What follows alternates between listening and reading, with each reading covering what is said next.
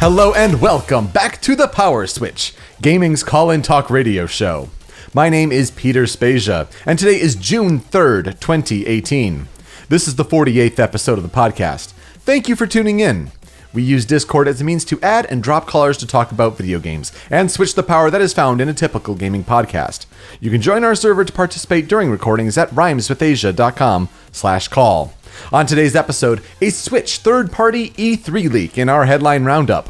Our main topic is the chances of Smash Bros. Switch characters making the cut. And then we will get to your calls if you're tuning in live on Discord. E3 2018 is officially less than a week away, and we'll have our episode, at the end of next week. It might be Friday night. We still got to figure out, so make sure to tune into that Discord channel. We'll kind of talk about what works best for everyone. We're going to go through those 50 yes or no questions that are part of our contest, kind of run through those and put it in stone, like what we think the chances are before E3 properly starts. But until then, if you're tuning in live today over at rhymeswithasia.com/E3 2018, today is the last day to submit your entry to that yes or no contest and get 2 bonus points. Monday on through the rest of the week, you can still enter, but you won't get any bonus points. That's the benefit you have of waiting until the last week until E3. So definitely make sure to participate in that, our yes or no contest. Again, rhymeswithasia.com/E3 2018. It's been a busy week. We had a midweek show kind of talking about all the Pokemon Let's Go news and the Fallout 76 news. So if you're looking for that, that was last week's episode. We're going to dig into the Smash Brothers hype in our main topic. But until then, we're going to kind of wrap up the headlines from the gaming week in our headline roundup.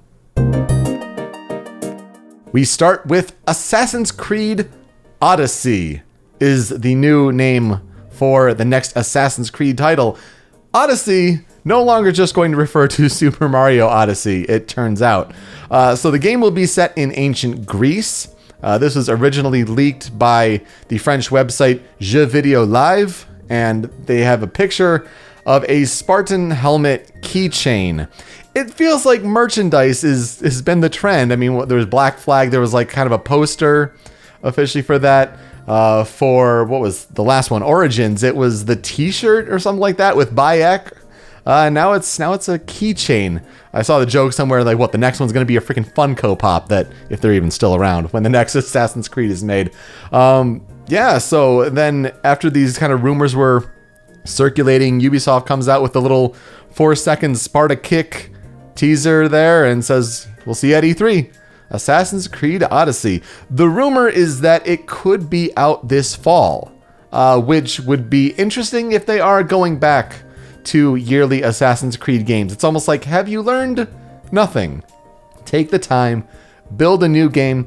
But even though it's a sequel to Origins, apparently they seem to be adding more, at least according to a Kotaku report where they say, quote, while Origins added Witcher-like RPG elements, Odyssey will take things even further, those people said, bringing dialogue options to the series for the first time. You'll be able to play as either a male or female protagonist, although the builds we've heard about did not feature Origins main characters Bayek or Aya, but new heroes. I really enjoyed playing Assassin's Creed Origins, so I'm excited for more. I'm just not sure I'm excited for more this year. But then again, we'll have to wait until E3. This may be one of those games that when Ubisoft was talking in their conference call and saying, oh, we have another AAA game coming out in this fiscal year, it could be Assassin's Creed Odyssey. So we'll get used to hearing that name.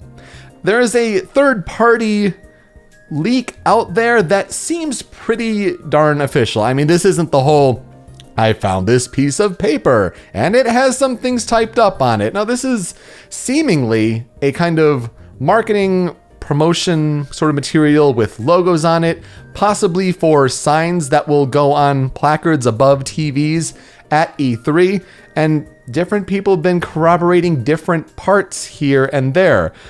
First of all, Fornite is the big deal on this one. Fornite on this sort of leak material here.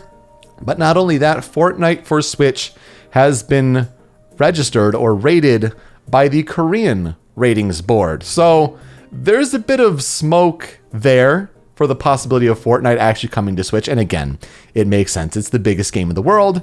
It's on mobile, for gosh sakes. It's already on iOS. It's coming later this year to Android.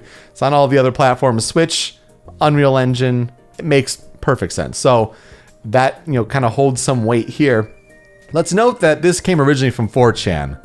And so in the past, recently, 4chan leaks don't necessarily mean death. I mean, what, the E3 2017 Sony show, when that all got leaked, like 4chan, the hours before, they leaked that pretty accurately. So you still have to kind of do your due diligence along those, but 4chan doesn't automatically mean troll fake these days. And of course, then it ran across Twitter and then Reset Era. So that makes sense. But other games on this placard list, Dragon Ball FighterZ.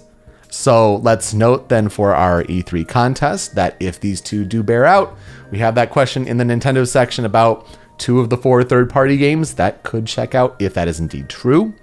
Other games also include Monster Hunter Generations Ultimate. We already know about that one. FIFA 19, they've been talking about that. They're saying it's a new graphics engine, so that's known.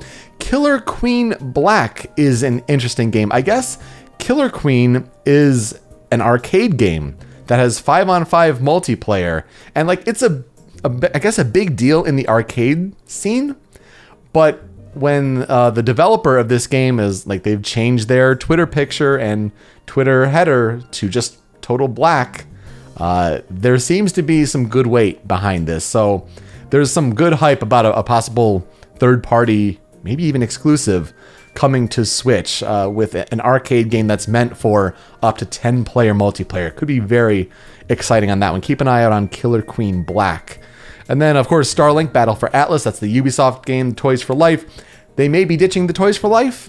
That market's kind of dead. That was the one with the ship and you put it on your controller, right? Remember that one at Ubisoft show last year? But that may be going away. The games will still be there, but they may ditch the toys part. Just keep an eye on there. Paladins is another one, and people were digging in the Paladins source code and the coding and all that, and they were finding references to Switch, so there may be some weight there. Overcooked 2 would be a big one. Overcooked, the kind of kitchen multiplayer action game there. A sequel would be great for that, especially on Switch. And then, of course, Mario Tennis Aces, and we know the demo is now out for that, the online tournament. They're gearing up for launch this month, so of course, that is known. Destructoid made an interesting point on their article about this. They said, quote, "We are confident this rumor is accurate. During the E3 scheduling process, we've received embargoed information of other titles on this list. Thus, we're inclined to believe the veracity of this leak. It's a little peculiar to say that, yes, we've received embargoed information on this, so we're talking about it as if it is still embargoed." If you kind of know about journalistic things there, it's a very strange statement for them to make. Does it help the credibility of this being true? Yeah, maybe, but don't expect really other outlets to say that kind of thing. Usually when you're held under embargo, under NDA, you're not supposed to say anything. You can say, we've heard other sources say this if you're trying to reference something that's broken, but don't go about doing that. But anyway, keep an eye on some of those third-party Nintendo Switch games. Pokémon Gold. Did you know that they had a demo at Space World 1997, the Nintendo sort of convention there? Yeah, I mean, the game was out in 99, I think, in Japan, and then it came to the States, I believe, 2000. But in 1997, I guess they had a demo already going for the game. Much had changed in this beta version since the final version, and the leak, it just appeared online saying this is the demo from way back when. People dig in, they find sprites of old monsters, old designs of monsters, monsters that were not used, monster designs that were used in later generations. It's completely fascinating. We'll have things in the show notes. There's this one site that kind of breaks down every little thing that's different and possible about that. You can see, some of those sprites here. I'll put them up in the video version. But also, I want to give a shout out to Twitter user Barbie_E4. Made this reference, and I guess their Weedle YouTube channel kind of put out a video about this. But basically, in the days since this has come out, they've taken those sprites and kind of recreated the art in a Ken Sugimori artist style, like the original designer for Pokemon, giving these a professional polish, and it's really cool to see. I mean, but gosh, all the different baby Pokemon, new and different designs for Raikou, Entei, Suicune. I mean, Sneasel looks totally different. And then you're even seeing ones that are just like, oh, I could see how that became later the inspiration for Glameow and Purloin in Gen 4. It's fascinating. If you're a Pokemon fan, not only have you heard about it, but you have to see these, especially this kind of pro-like redesign. So do check that out in either our show notes or here on the video version. And then Borderlands Game of the Year Edition has apparently been rated for PlayStation 4 and Xbox One, probably PC as well, by that same Korean ratings board that put out the Fortnite for Switch rating. This would make, Borderlands is the last game. The first Borderlands game is the last one that still is yet to reach current gen. The Handsome Jack collection had Borderlands 2, the pre-sequel. So there were kind of all these other games on current gen already, but that first Game of the Year edition still has to make its way. Is this a way of saying, here, play all the Borderlands games before 3? Does that mean that Borderlands 3 gets shown at E3, but it's later? Is that announcement still yet to come? Just something interesting to think about, that you may be able to play the original Borderlands on your PlayStation 4 and Xbox One very soon. But let's get to our main topic and talk about Super Smash Bros. And character predictions and chances therein. I have several characters kind of listed here, kind of breaking down and dissecting and the odds and whatnot for their chances here. But I've kind of divided them into several categories. I just want to kind of give you a heads up here. We're going to talk about the cut characters that have not been in the latest Wii U version, and could they make a comeback that way? But if they were in previous Smash games, we have the stretches. These very unlikely on the face value, very unlikely characters that could make the cut, but people have been starting to talk about them, and could this happen? We also have the contenders, newcomers from new franchises that have decent chances to make the roster here for Super Smash Bros. For Switch. We also have the additional representatives, characters where their franchise is already represented in Smash Bros., but could that franchise get another character? And then we have the personal dreams, where I have a couple characters that, I'd like to see make it, but it just could be entirely implausible, but it's just kind of my dream characters there. So let's start with those cut characters. Least likely, Pichu. Pichu is, for all the Pokemon that are there, Pichu is just outclassed. He has Pikachu. This was done in a time where melee clones were the trend at the time. The same thing goes with young Link, who would be next least likely. We already have Toon Link. We don't need young Link, unless he wants to, say that, young Link has his Majora's Mask, and that's how we mix it up and give another Zelda rep that way. I don't see that happening, though. I would say Snake is the next likely character as far as chances go. Snake was a big deal in Brawl. Konami, I think, would not necessarily want to revisit that. That's kind of still a fresh wound for Metal Gear Solid and for that franchise. So I don't think Snake makes it, but that he would be the next likely. Wolf would be in that next order there. Wolf, a lot of people want Wolf back. I don't see necessarily the need to, but if Star Fox gets another representative, I think it should be Wolf. That would be an if. Pokemon Trainer is a very interesting one to consider. Certainly was cut in the transition to Wii U and 3DS because of the 3DS limitations. When you're trying to manage 3 characters at the same time, and then you had the 8 character possibilities on... you could have done that on Wii U, but for 3DS, that would have been a bit too much. So they kind of relegated him to Charizard. If Charizard transitions back to Pokemon Trainer, I think that'd be a really cool thing to see. I'd say a moderately low chance of that happening because now you don't have those kind of problems on Switch anymore. But it's still pretty unlikely. And then, of course, Ice Climbers feels like the most sure thing of a character to come back to the Switch version. So much of the work was done, but had to scrap it because of those 3DS limitations. It makes sense to just polish that up, bring Ice Climbers back to Switch. Those are the cut characters. Let's go to the stretches. Let's start, at least likely, with Goku. Goku is one of those kind of laughable cases, right? I mean, we talk about, Goku in Smash. Well, if Bandai Namco is involved, and if Dragon Ball FighterZ is going to come to Switch, there is that very outside possibility. Even though he is such a meme at that point, there is the tangential connection that could happen. But I think that would be a huge splash, especially for the Japanese market, which a lot of these, third-party characters like to come from Japan. Same thing with Sora.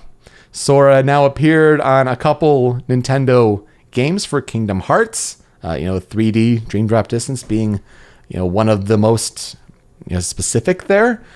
Sora would be a perfect fit in Smash Brothers, but the chances are not too likely. But again, can you imagine if he shows up?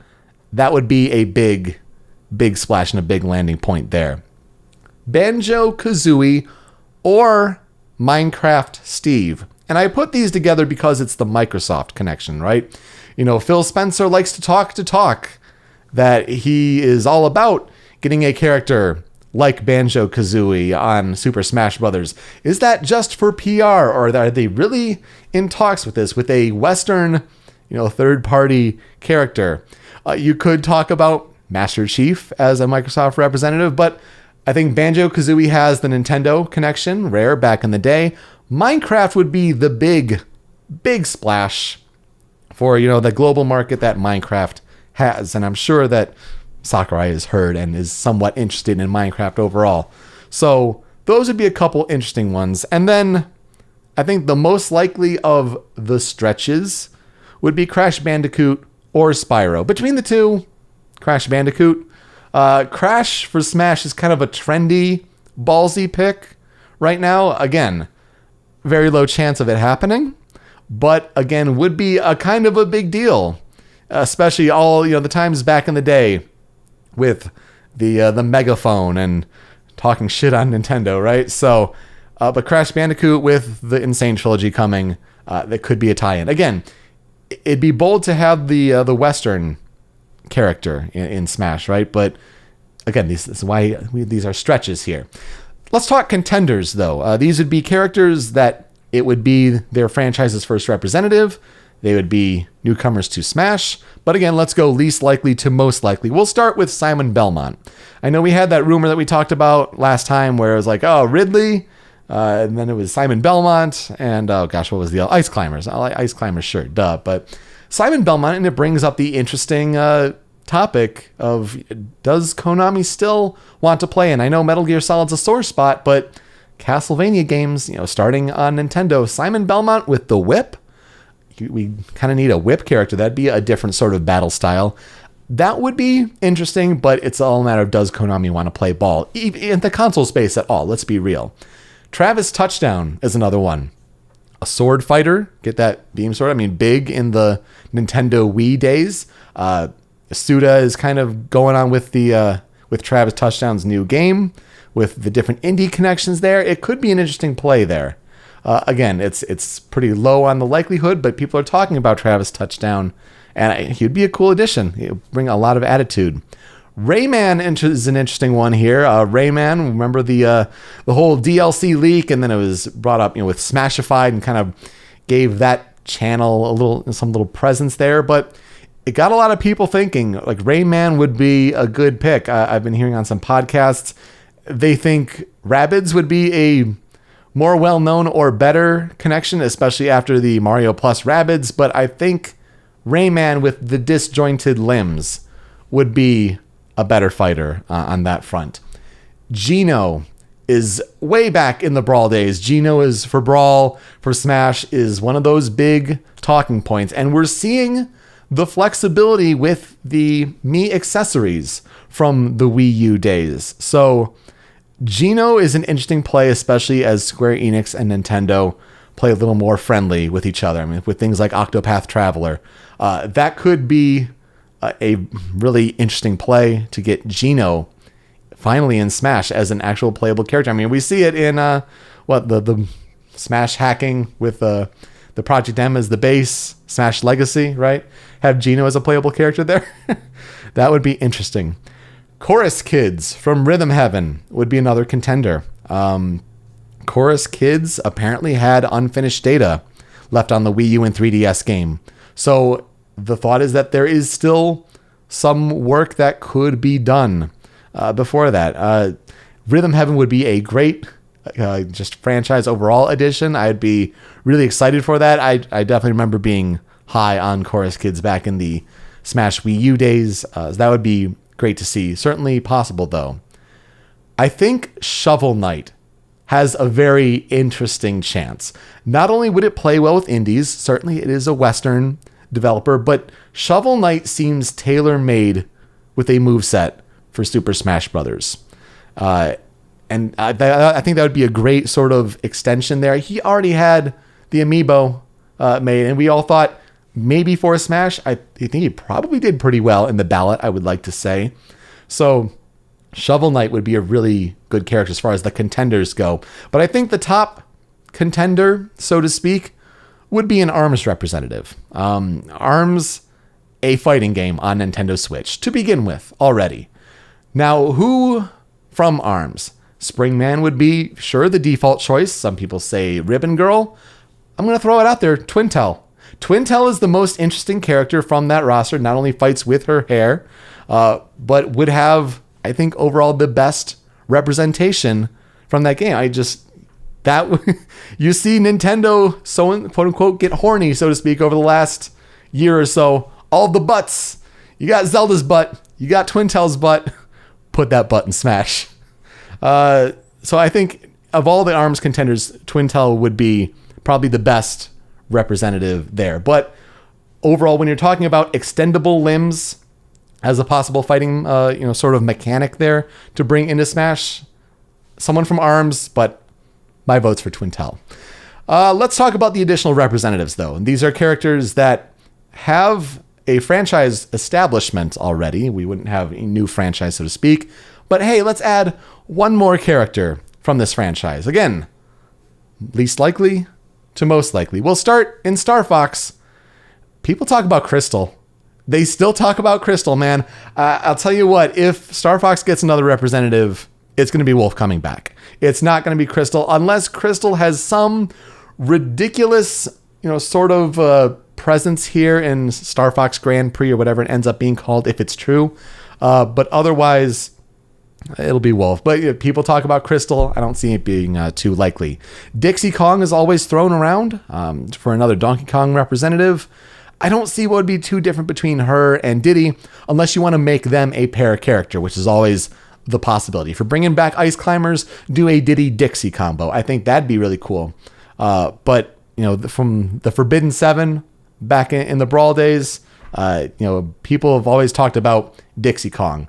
Yes, it would be really cool to see Cranky Kong or Funky Kong, but when you have those limited sort of spaces for newcomers to come back, I'm not sure if that necessarily has the Smash history, so to speak. But they would be definitely cool representatives as well.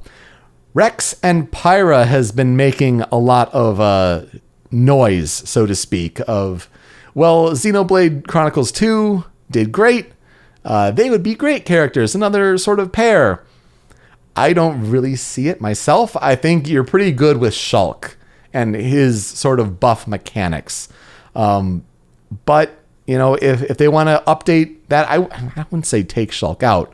But yeah, if you want to add Rex and Pyra, I wouldn't be opposed to that. But again, I don't think it's entirely likely.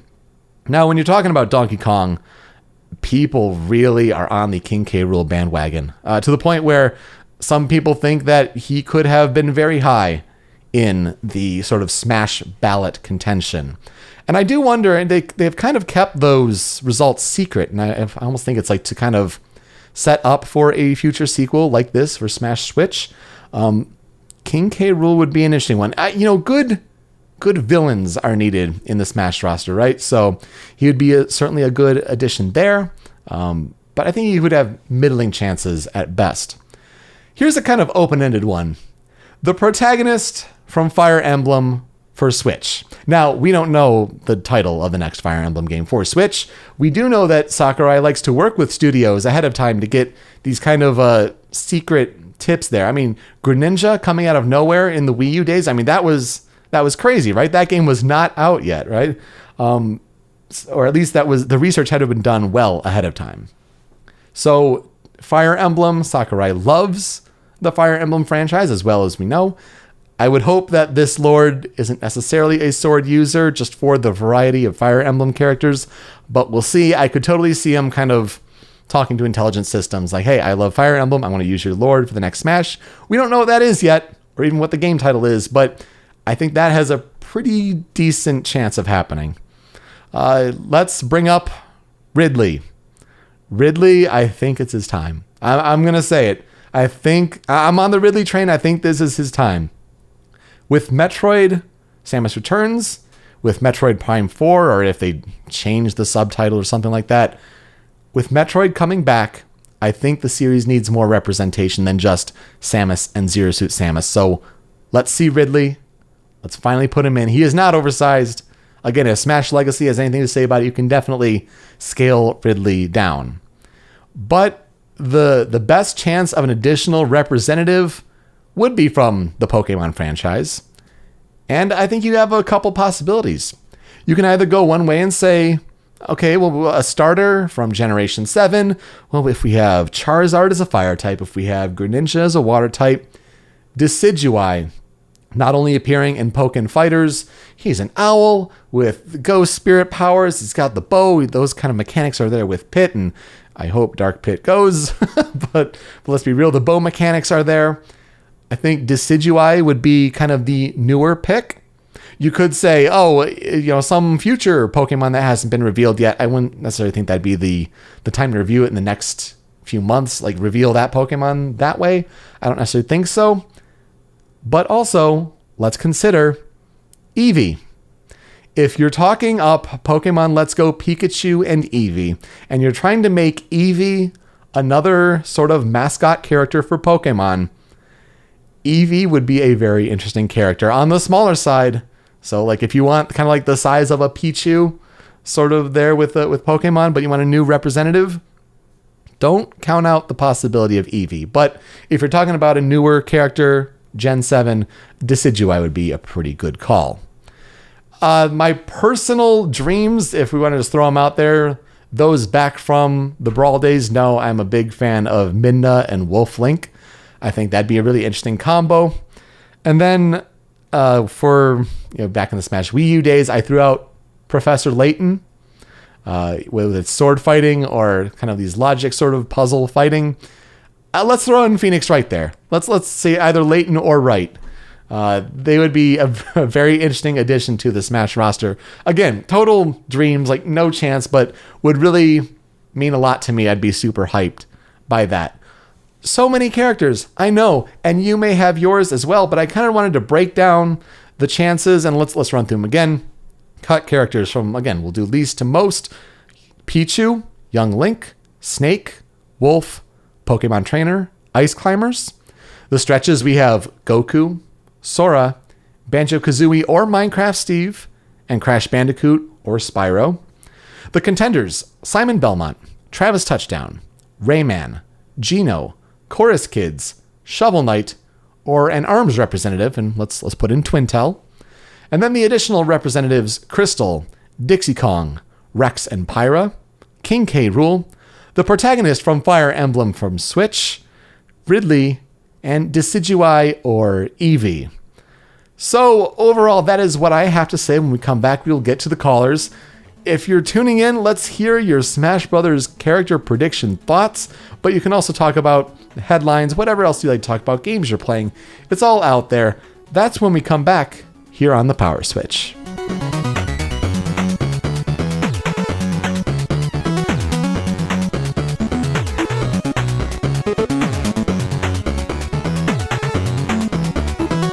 Welcome back to the Power Switch. Gosh, we're almost a week away from that Smash Brothers tournament. I mean, can you believe that day, Tuesday, June 12th? I mean, North Korea summit aside, but I think the real news that day if we're being selfish and honest. That's going to be Nintendo Direct. It's going to be that Smash Brothers tournament. If you're a big fan of that series of games, like I think a lot of us are, that's going to be a very exciting time. So looking forward to hearing what you guys have to talk about. Joining us from Colorado, ZeroRanma. Welcome back to the PowerSwitch. How are you doing? I'm doing good. Oh, it's good to hear from you. Always great to talk about Smash. Absolutely. I mean, we're almost a week away. It's about that time to kind of get those Smash predictions down. Boy, is it. So what are your thoughts on the kind of character roster and how it could shape up? Okay, so the usual things like, yeah, let's put Ridley in. Let's put, all these various characters in. I have a character in mind that kind of dropped off the face of the earth for a long time, which is weird because they were technically in Brawl, but then Smash Wii U came up and nothing happened there. Like, they just completely vanished, so I'm wondering if anything was happening. Mm-hmm. But there's a certain assist trophy by the name of Isaac. Oh, yeah. Just vanished. Yeah, it wasn't even an assist trophy in Wii U, and yeah, what happened there? Yeah, I don't know. So maybe it's his time to return. Maybe we'll finally, after God knows how many years, get a new Golden Sun game. Wow, yeah, Isaac would be a really good call. I mean, I still get a sort of Tremors flashbacks from his big palm pushing characters across the screen, but he'd be a really cool addition for sure. Yeah, otherwise, you covered a good chunk of the main ones. I would see maybe any of the 4 champions from Breath of the Wild as an assist trophy. Mm-hmm. I know I brought it up in the chat earlier, but Cranky Kong, I don't know, just as a character. Yeah, doing some of that pogo stick action. It makes me definitely think of Shovel Knight a lot for a similar kind of mechanic. It's interesting you mentioned the champions. I would like to see them as assist trophies, but I think if we're talking Link being Breath of the Wild Link, I would certainly like to see their powers kind of manifested in his special B moves. Yeah, though again, that would mean having to completely revise Link overall. Right. Or just make Breath of the Wild Link a completely new character altogether. That's true. I mean, and I wonder if I would almost like to see that. I wouldn't totally mind dropping Classic Link, but I certainly wouldn't want 2 separate Links, if that makes sense. Yeah. Aside from the Toon Link kind of thing. Mm-hmm. In terms of I know I brought up in the chat, Rhythm Heaven, not as a character, but as a stage would be, because I still don't comprehend how Rhythm Heaven would be a character. Yeah, it would be a strange one. Of course kids can't make it. I'd love to see a Rhythm Heaven stage. That's a really good idea. Another possible stage would be Snipper Clips. Totally true. Yeah, that could happen. They kind of cut in different shapes and build different platforms that way. Oh yeah, that's got potential. Yeah, I don't know. Character predictions are one of those things where it's everyone always predicts the same character, so I just kind of want to predict around that. What kind of stages would there be and stuff? Mm-hmm. And then we can always be excited for the music too. I mean, that's always a good time. I've been listening to Smash Wii U's soundtrack lately, and there are a lot of good choices, but I don't think anything tops Brawl and how inventive that soundtrack was. Oh, no kidding. Oh, yeah. And you know what? I just remembered the other character I wanted to predict. Mm-hmm. Paper Mario. Yeah. And I think that would be interesting to see him, just play with the 2D mechanics and stuff. Yeah, and the hammer and the jumps and timing those, it would be really interesting. I know people when they talk about another representative for Mario, and I didn't bring this up in the big old list because there were just really too many characters, but when they say another representative from Mario, they talk Waluigi or Captain Toad. And I'm like, we don't need that. I think that would get excessive, but I think maybe once Waluigi gets his own actual game. yeah, maybe, right? And not as a tennis or golf sort of. No, he was tennis, yeah. So, but yeah, no, Paper Mario would be awesome. You have so many possibilities, and then you can bring in a partner sort of system and trade those out. That'd be fantastic. Yeah, I mean, there's a lot of possibilities, and any characters that don't make it in, just make them assist trophies, whatever. Mm-hmm. Mm-hmm. With Pokemon Trainer, you can update them to the new look, have male and female trainer. maybe give them the Eevee and various evolutions. Maybe, yeah, certainly. Have Charizard be his own thing. Yeah, I think it would be a mistake to kind of leave Pokemon Trainer on the sideline. When you have the enhanced power there, you should be able to kind of swap the characters again. So that should be something that I think Sakurai should include. Yeah. And then apparently, I guess it's been a tradition now to include some weird old school kind of thing every generation of Smash. Like, we had Game & Watch and Melee, we had Rob and Brawl. I mean, Pac-Man with a third party is kind of a... I was going to say Duck Hunt Dog. Oh, yeah, Duck Hunt would be certainly another one. I'm just trying to think who would fit for this one. God, some people always throw out Sukapon. Like, Sukapon would be a weird pull, but just those pink shapes. Fight. Yeah, Balloon Fighter. That'd be like an Iwata shout out, right? Oh man, that'd tug at the heartstrings a bit, right? But otherwise, yeah. I mean, that's about all I have, really. Yeah, it's a good collection there. It's some good characters to think about. We'll certainly be excited to see what happens and talk about all sorts of things. Well, people can find you on Twitter at ZeroRanma. Anything else you'd like to plug? Nope. No. All right. Well, that sounds good. Thanks so much for calling in, and we'll talk to you soon. Yeah. All right. I'll be around for E3 as always. Excellent. Joining us from North Carolina, Demetrius. Welcome back to the PowerSwitch. How are you? I'm doing good. I feel welcome as always. Thanks Yes. I assume you'd like to talk about Smash Brothers today. Yeah, it's. I guess there's something we all got some history with, ain't it? That's right. You're absolutely right. Yeah, it's crazy how Smash can kind of like, whenever you get an announcement of that, like all of gaming like has like a shudder through it. Like, oh no. Oh my God, Smash is coming. Yeah, it's not only that, but like it kind of brings your friends back together, right? I mean, whether it's online friends or friends that you used to play with, back home, like it's kind of this focus point. Like a new Smash is coming. I don't know. It's definitely heartwarming, and it's a good time. Though I do wonder when they start to roll this out, and the predictions, and some people are saying that it'll kind of coincide and launch with Smash and Switch Online. For September. If we're talking about this game in June, and if it comes out in September, you're talking about 3 months? How many new characters are you showing now? Like, are you going to show too much too early, or are you going to space out those announcements that, kind of will come out of nowhere? I just, remember, Cloud in Smash, and like that was mind blowing. Or is this going to be a game, with a long tail DLC plan? I wonder if this, announced to release window is going to be too short because, talking about, Smash Wii U in 2014 and all that, we knew about that game. That game had been hyped for quite a long time, but we're still out in the dark here on this one. Yeah, it's kind of weird. I guess if I was Sakurai and I had this game in March and then said nothing about it until E3, then basically every week from E3 on, I would announce a new character or something like that, assuming there's just enough new characters to actually do that. Mm-hmm. And if not, then it's maybe stage character, something like that.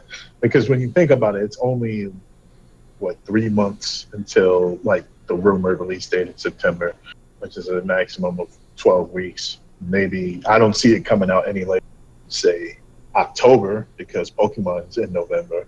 Mm-hmm. So, between 12 and 16 weeks, if you don't have enough of a combination of new stages and characters to fill 16 weeks with something once a week, then I'm not entirely sure how new this game is. But I sincerely doubt that that's ever going to be an issue. I feel like they will have enough content to do that.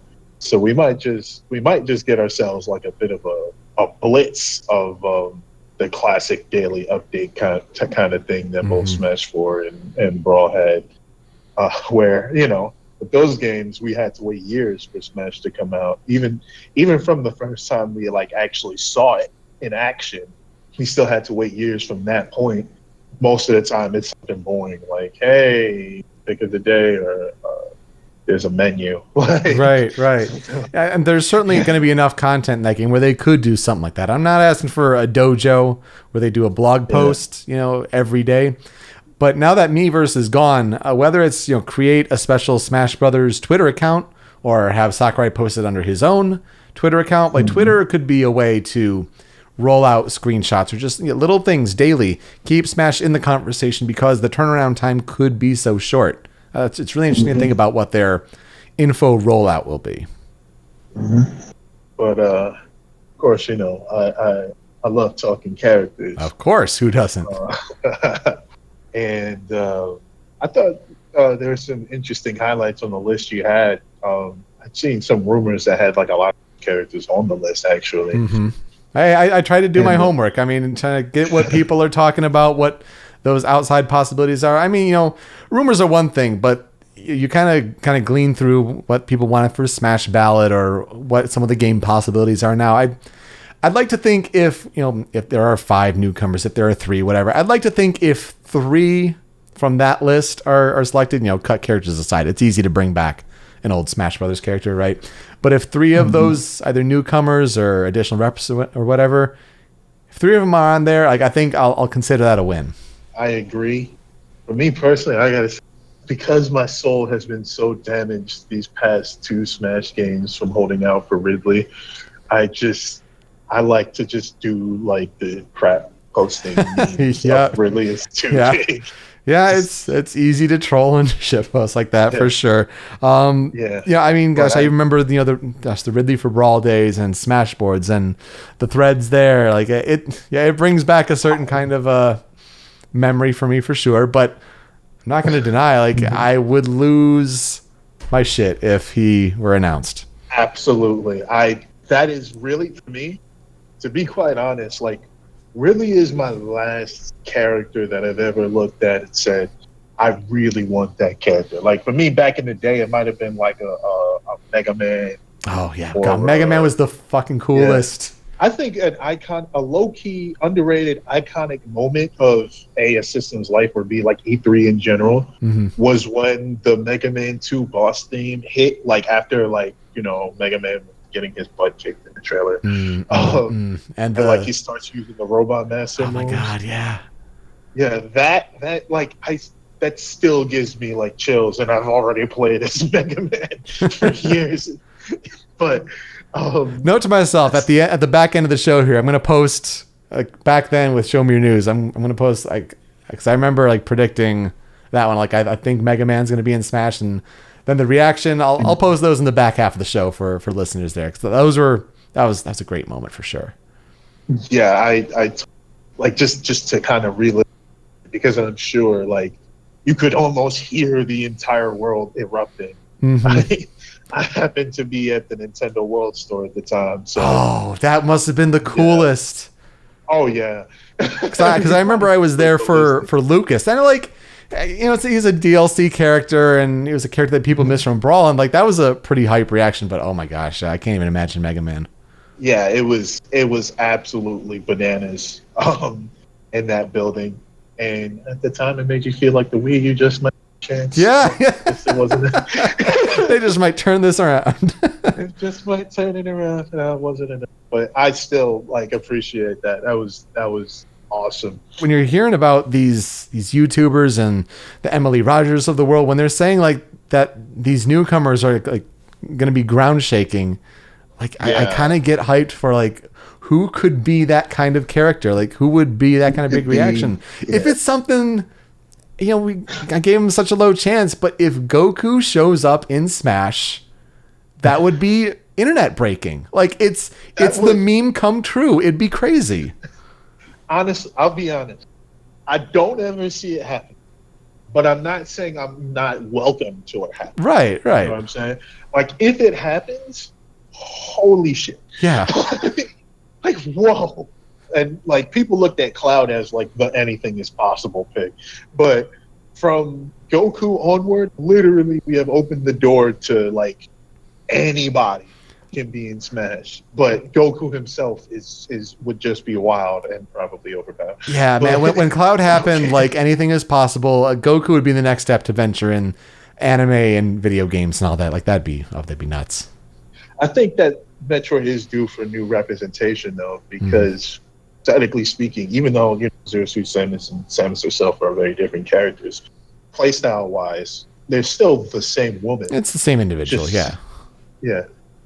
So I think Metroid is due for some more representation, and if Sakurai just can't wrap his head around shrinking characters like he's already done, or growing characters like he's already resizing characters is not new to him. But if that's just too much for him to figure out, then I could easily see Silux, because even though that might sound like, well, Silux isn't as well known. Metroid Prime 4, I'm like 95% certain Silux is going to be a major antagonist. Yeah, you had the cliffhanger at the end of 3, so possible. And the cliffhanger at the end of the other game must not speak of. Yeah. Right. Yeah, was it Hunters or Federation? Oh, yes, the Federation Force. Uh-huh. Yeah. Blast ball. Yeah. At the end of that game, we don't actually see their face, but it's heavily implied that Silux steals a Metroid from the Federation. Okay. All right. Yeah, I can see that happening then. Okay. Yeah.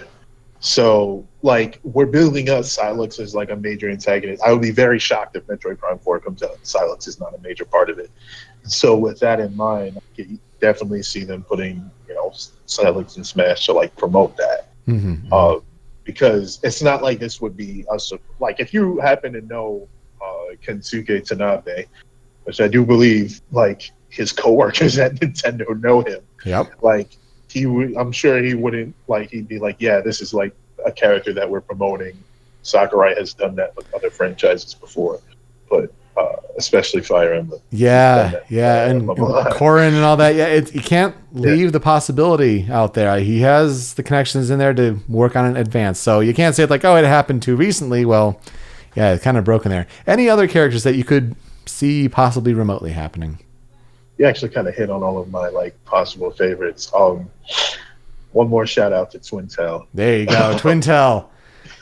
Yes, because you know what? I'll be honest. I feel like they're going to do Springman. They're pushing Springman as like the anime protagonist. Yeah. You and I both know it'd be the safe choice, though. Yeah, like we both like, as much as we want to see Twintel, because who doesn't want to see Twintel? That's right.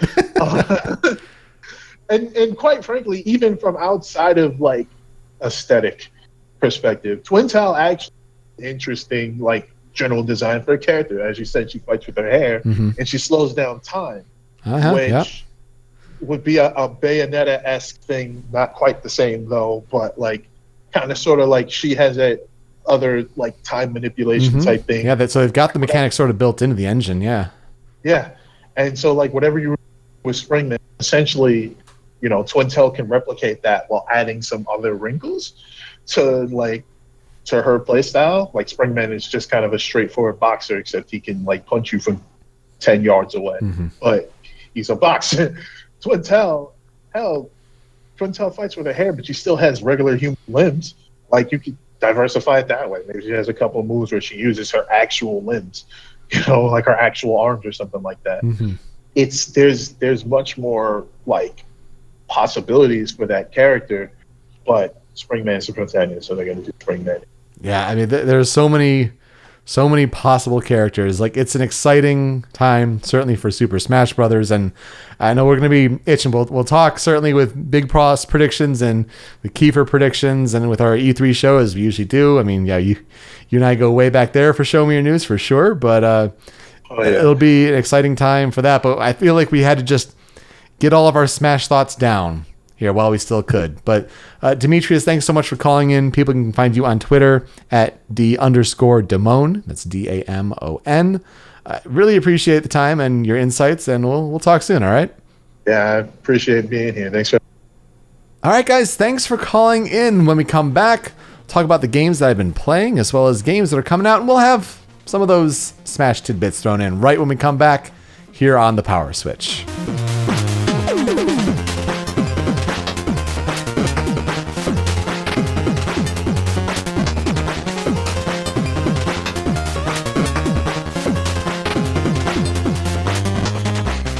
Welcome back to the Power Switch. This week's tempo control music is brought to you by Shovel Knight.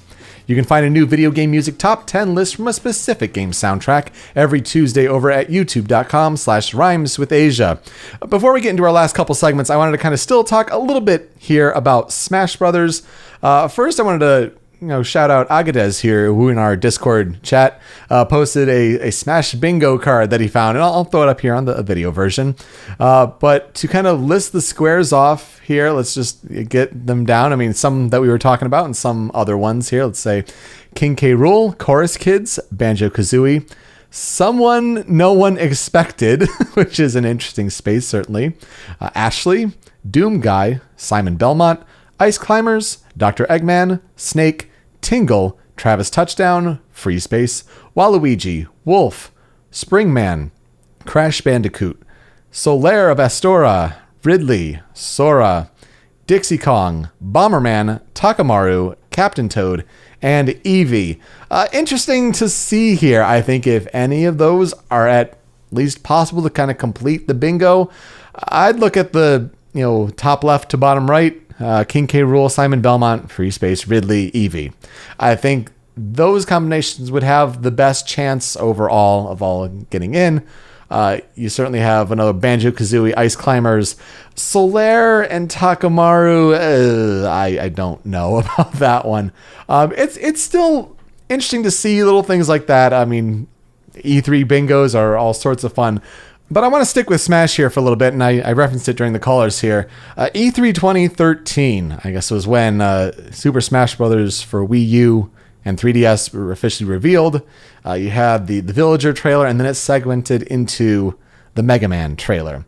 I wanted to play a couple moments here for you from the podcast I did at the time, Show Me Your News.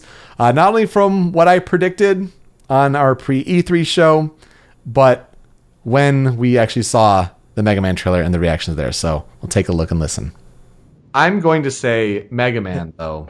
I think the Capcom surprise is Mega Man is in Smash, not necessarily a new game, because they could show it at Microsoft or E3 or Sony E3 conference, but Mega Man in Smash sounds like Mega Man. It could happen. Could happen. Here we go. Oh, let's go. Let's go. All right, contain yourselves for a second. I'm 5 seconds behind you guys. Ooh. Yes, yes, yes, yes, yes, yes, yes, yes. Yeah, man. Win. Win. Oh. Oh my god. Just ecstasy just washed over me. Man, there's some really good times, really good memories. If I had to put it down, and you could say that the people are saying, 5 newcomers, or it could be 3. I'll just say if there are 3, I'll just put it down. I'll think it'll be Ridley. Let's say Shovel Knight, and let's say Banjo-Kazooie as a crazy wild pick. Maybe there'll be a Microsoft connection there. Who knows? But yeah, I think this is the Ridley year. I think this is the time Ridley for Brawl kind of finally comes full force and pays off.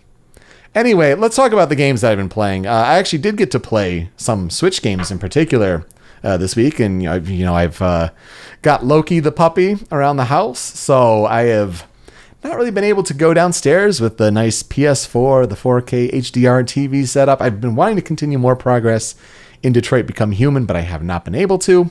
So instead, I picked up Golf Story on Nintendo Switch, and I had a great time. I'm not someone who usually went and played, Mario Golf and Toadstool Tour and different golf simulations there, but I had heard great things about Golf Story and kind of adding sort of the story and RPG elements into golf, and the mechanics are strong. Where you can hit on the ball, control the power, the spin, your club selection, different course hazards here and there. The writing was really clever and funny. It was definitely a British developer, so certain little things here and there, I appreciated that.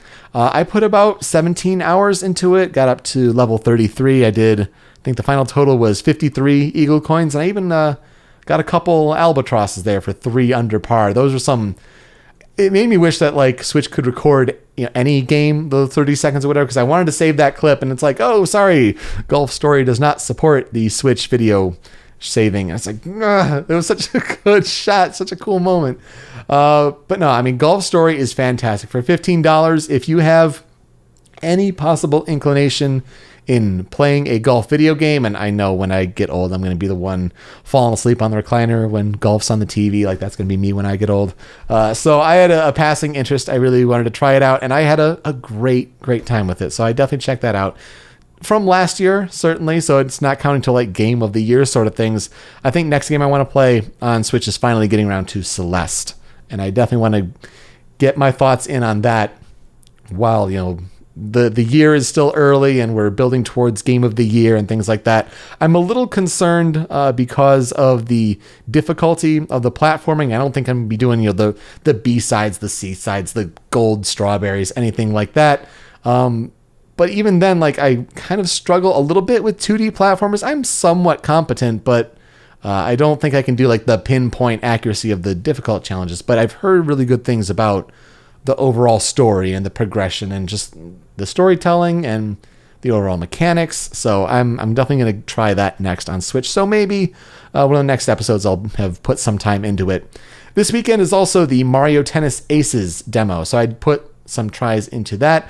I didn't go online. I don't need to see how good I am compared to others or put my score up for some sort of prize or win tournaments. I don't need to do that, but I'm really impressed. I think this is much better than Mario Tennis Ultra Smash.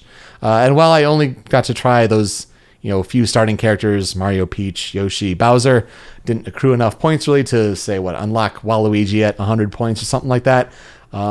I had a great time. I think the mechanics of those, those power shots are really good. This is coming from someone who I played a ton of Mario Power Tennis. So yeah, the computers are easy. I would have liked a little more difficulty, kind of control that variable a little bit, because when you serve and volley them, when you serve and then you kind of rush to that sort of the front part of the court to kind of cut off their shots. I mean, it makes it very easy. Like, you don't lose a point really against those computer players, but I was having a really good time. I don't know if it's one I'll buy yet. I mean, I want to play Detroit Become Human. I want to eventually rent and try Far Cry 5. There are games I want to play, and so I don't know if Mario Tennis lines up right now. But I'm really glad that it seems to be received a whole lot better than Mario Tennis Ultra Smash was. So that is certainly reassuring to see. Games that are out this coming week, not too much here at the start of June, especially when E3 is going on, really. But BlazBlue Cross Tag Battle is on Tuesday, June 5th. That's for PS4, Xbox One, and PC. Of course, this is the BlazBlue game that has characters from BlazBlue, from the Persona 4 Arena games, from Ruby, that's the big one. I mean, gosh, Ruby characters crossing over into a fighting game with BlazBlue and Persona, and then you have, I think, Under Night. Like, there are different other franchises. It's a big crossover from different fighting franchises. Of course, it's caught up in news where Atlas is putting streaming restrictions on there. They say, yeah, show off your combos, all that stuff, but don't stream past Chapter 2, or we'll have to put on content ID restrictions and things like that. And it's like, it's the Atlas Japanese sort of rules kind of not translating well to the stream culture. I mean, we saw it with Persona 5, but it seems to be rearing its head again. But BB Tag is finally coming out on June 5th. Shaq Fu, A Legend Reborn, on Tuesday, June 5th on PS4 and PC. It is weird to see Shaquille O'Neal doing interviews with different game outlets to promote that after all of the Kickstarter and all those things, and it's been pushed back, seems to be finally coming out now. Shaq Fu, A Legend Reborn. Vampire? I'm not sure how that's actually pronounced. Vampire, let's say, is the Don't Nod game. Next game from Don't Nod, who did Remember Me. They did the original Life is Strange. This is the sort of third-person action adventure sort of game where you're kind of living as a vampire. Is it Victorian England? Something like that. Check out the trailer if you're interested. That's Tuesday, June 5th on PS4, Xbox One, and PC. That's a good studio, and it makes me actually wonder what's going to happen with Life is Strange 2. They said a team's working on it. Maybe that's something we see at E3. That'd be really cool. Rec Room, Rec Royale comes to Vive, Rift, and PlayStation VR on Thursday, June 7th.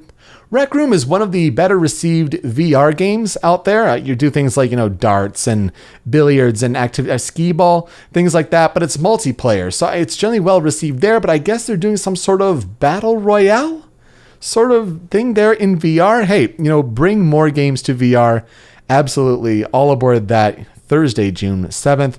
And then Sushi Striker, Way of the Sushido on Friday, June 8th. On Nintendo Switch and 3DS. This is the game we saw in one of the Nintendo Directs where you're lining up sushi and you're kind of battling an opponent like that. And there's a story mode with cute anime characters. Hey, if that's your thing, have at it. I hope it does well. Good to see new ideas kind of flourish like that, but maybe not for me. But hey, have at it for sure. That'll do it for this episode of the Power Switch. We are hosted by RhymesWithAsia.com, and we're on YouTube and Twitch at Rhymes with Asia. Find us on Twitter, Facebook, and Instagram at The Power Switch. I am at Pete Speakeasy. You can email us any questions, concerns, comments, or opportunities at powerswitchpod@gmail.com. And you can subscribe to The Power Switch on podcast services such as Apple Podcast, Google Play, and Stitcher. And if you'd be so kind as to leave a review, that would really help as well. Most importantly, to participate in future episodes, you should join our community on Discord by visiting rhymeswithasia.com/call. It's a small but growing community, so now is the perfect time to have your voice heard on this podcast. If you'd like a YouTube video to watch, I've been doing some research on different podcasts for work, actually, of all things. And Hot Ones came across my YouTube ticker, so I watched it. A really cool idea for a show. This is on the First We Feast YouTube channel. And they're sponsored by Complex Magazine. So Hot Ones, the idea is they talk to celebrities, but they kind of have this escalation of eating hot wings with increasing levels of hot sauces. And because of that spice, the inhibition, so to speak, of celebrities are lowered, and they kind of answer really cleverly asked and well-researched interview questions by Sean Evans. They answer these questions really honestly, and it really breaks down that, tough front celebrity sort of barrier, and they're really personable. There's great interaction there, and it's like a 20-25 minute sort of episode. They've had some really good guests. I'll recommend the one with Michael B. Jordan. Michael B. Jordan definitely has some street cred in the nerd world, certainly with Black Panther, but you hear him talk on other videos and he knows his comics, and he's many other roles there. So Michael B. Jordan, really cool dude. Definitely check out that episode of Hot Ones with him. So yes, E3 coming up. So excited.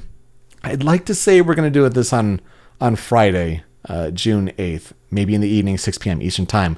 But don't hold me to that. That may change. I want to definitely pitch that to our Discord community, figure out a time that works best for everyone. Because Saturday, 2 p.m. Eastern Time, the 9th, that's EA already. It's crazy. I can't really believe that it's less than a week away, and I got to figure out plans with Scott, and he's come over and spend a whole lot of time. We'll definitely be doing shows after each of the big press conferences.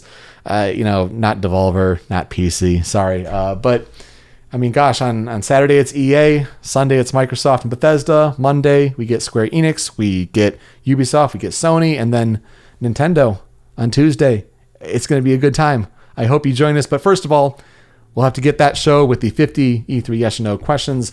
Again, rhymeswithasia.com/E32018. Get your submission in. Today, on Sunday here when we're recording, is the last day for the 2-point bonus, but you have the rest of the week until that show to submit and get your thoughts in for the chance. If you score the best at the end, you get to be on that post E3 show, and that'll be a good time as well. So stay tuned to our Discord channel as everything develops, especially that pre-E3 show time. And regardless whether it's live or on your own time, I look forward to you joining us for our next episode. With that, I'm Peter Spezia.